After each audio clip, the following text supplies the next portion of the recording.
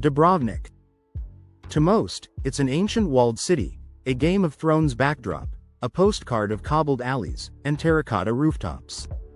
But to those who know, it's something entirely different. Behind the Baroque churches, beyond the crowds with selfie sticks, is a version of Dubrovnik only the elite ever see. A Dubrovnik of whispered reservations, private islands, and Adriatic sunsets reserved for a select few. This is where old-world beauty meets high-class indulgence. A world where heritage is wrapped in silk, and every stone corridor leads to quiet opulence. Let's begin. You don't arrive in Dubrovnik. You glide in a private yacht drifts into the harbor at dawn, the city glowing gold in the rising light.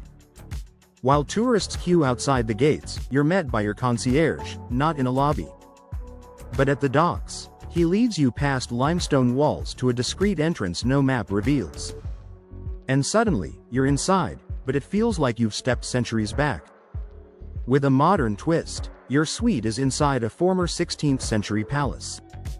Not renovated, reimagined, original archways, exposed stone walls. But now with floating glass staircases, custom Italian furniture, and a rain shower that looks out to sea. This isn't nostalgia, it's timelessness with taste. Breakfast isn't served at a buffet. It's delivered to a private rooftop garden where swallows fly beneath you and the bell towers chime softly in the breeze. Organic lavender honey. Fresh Adriatic figs. Croatian truffle omelets made just for you, with champagne poured not from a bottle, but from a chilled crystal decanter. Luxury here doesn't announce itself. It whispers. You spend the day on the water, but not on a rented speedboat. Instead, you board a wooden Riva Aquarama, the type of boat favored by 1960s royalty.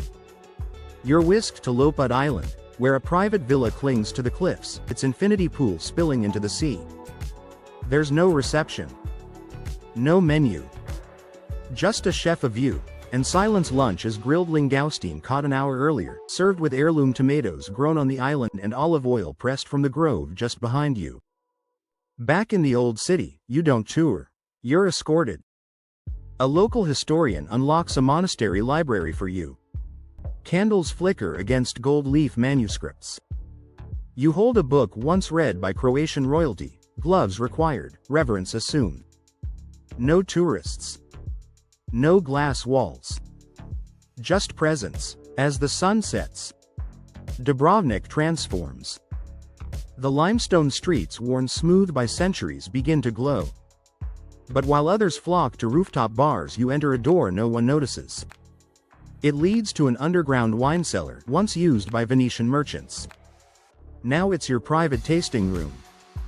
The sommelier pours a 1992 Dingic, explaining how the grapes cling to cliffs and how the wine mirrors the city, bold, ancient, unforgettable.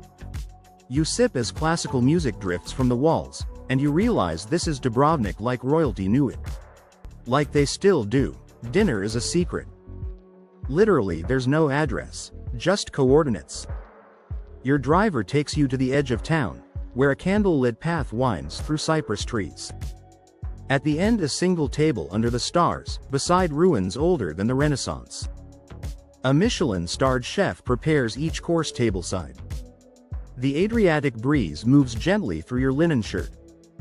And not a sound, just the waves, the stars, and a soft voice saying, Dobrodošli, welcome. Later, back at your suite. Your balcony overlooks the moonlit rooftops. Far below, the city still buzzes. But up here it's yours. A handwritten note waits on your pillow. Tomorrow a private sunrise concert inside the rector's palace played just for you. This is Dubrovnik's secret. Not the city everyone sees, but the one only a few truly feel. Where the past dances with the present, and where luxury isn't about glitter but grace. If this is your kind of luxury, like the video. Subscribe for more journeys into the world's most elegant escapes. And comment below, would you rather explore Dubrovnik's secret side? Or bask in the open glamour of Monaco?